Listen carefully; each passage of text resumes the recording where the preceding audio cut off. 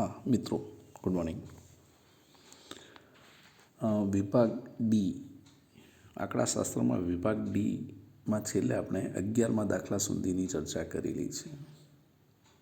हवे पाना नंबर 211 पर विभाग डी ना 12मो ने 13मो आ बे दाखला गणवा जेवा छे एटले एनी आपणे चर्चा करीए छीए। ध्यान आपो। दाखला नंबर 12, एक आवृत्ति वितरण में Q3 + Q1 बराबर 1.5 m અને 3Q3 - Q1 बराबर 2 m होय तो विषमताक मेळवो। हवे Q3 + Q1 बराबर 1.5 m वेल्यू आपेली छे અને અહીંયા 3 × Q3 - Q1 बराबर 2 m એટલે કે Q3 - Q1 बराबर 2/3 m આવું થાય। 2/3 m એટલે કે Q3 - Q1 ની વેલ્યુ મળે છે 2/3 m બરાબર। ઓકે, હવે આપણે વિષમતાક શોધવાનું છે તો એનું સૂત્ર છે વિષમતાક બરાબર Q3 + Q1 - 2m ભાગ્યા Q3 - Q1। હવે જો Q3 + Q1 ની વેલ્યુ આપણને છે 1.5 m એટલે Q3 + Q1 ની જગ્યાએ સૂત્રમાં 1.5 m લખીશું અને -2m જે સૂત્રમાં જ છે, -2m જે સૂત્રમાં છે। હવે Q3 - Q1 બરાબર 2/3 એટલે અહીંયા આપણે Q3 - Q1 2/3 જે આપણે અહીંયા લખીશું 2/3 નીચે છેદમાં Q3 - Q1 છે એની વેલ્યુ આવે છે 2/3 m। હવે 1.5 m - 2m ને બાદ કરતા -0.5 m આવશે, -0.5 m અને છેદમાં છે 2/3 m। હવે છે એ બંને ઉપર નીચે નીકળી જશે એટલે બાકી રહેશે -0.5 ભાગ્યા 2/3।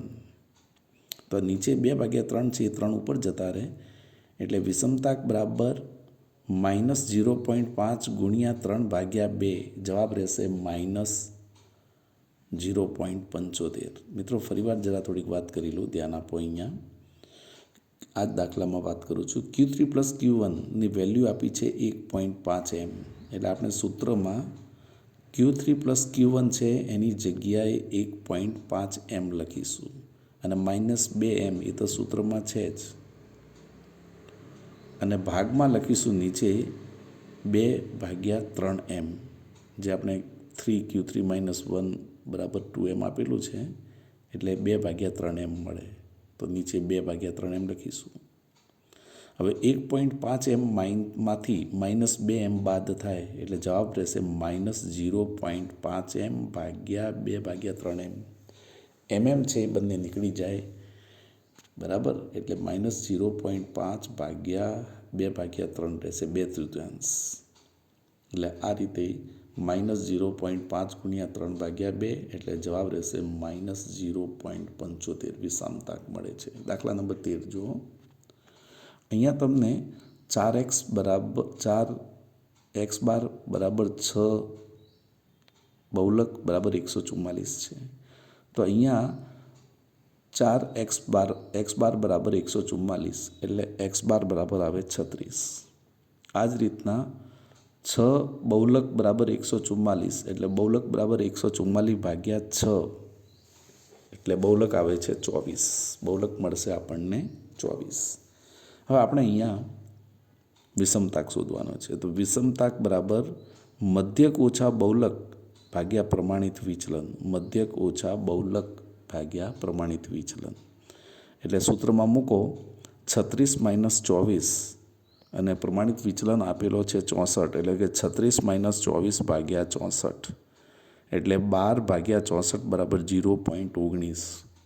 વિષમતાક આવે છે કાર્લ પિયર્સનની રીતે 0.19। હવે બાઉલીની રીતે શોધવાનો છે તો બાઉલીની રીતેમાં Q3 + Q1 બરાબર 6 Q3 માઇનસ Q1 બરાબર 60. તો અહીંયા Q3 પ્લસ Q1 બરાબર 60 લખીએ છીએ. Q3 પ્લસ Q1 બરાબર 60. અને અહીંયા 6 Q3 માઇનસ Q1 બરાબર 60 એટલે આ 6 છે એ નીચે જશે એટલે Q3 માઇનસ Q2 બરાબર 60 આવે છે. તમે ધ્યાન આપો તો Q3 પ્લસ Q1 બરાબર 60 અને 6 Q3 માઇનસ Q1 બરાબર 60 એટલે કે Q3 માઇનસ Q1 બરાબર 10. હવે આપણને આ વિગતો મળી ગઈ છે. હવે અહીંયા આપણને મધ્યસ્થની જરૂર છે. મધ્યસ્થ આપણને ખબર નથી તો આપણું આ જે સૂત્ર છે કે બહુલક બરાબર 3m માઇનસ 2x બાર. બહુલક બરાબર 3m માઇનસ 2x બાર. તો બહુલક તો 24 આપણે હમણાં શોધ્યો છે તો લખીશું 24 બરાબર 3m માઇનસ 2 ને x બાર આપેલો છે 36. એટલે આ રીતે 24 બરાબર 3m માઇનસ 72. 24 બરાબર 3m માઇનસ 72 એટલે 24 પ્લસ 72 બરાબર 3m એટલે m બરાબર 32.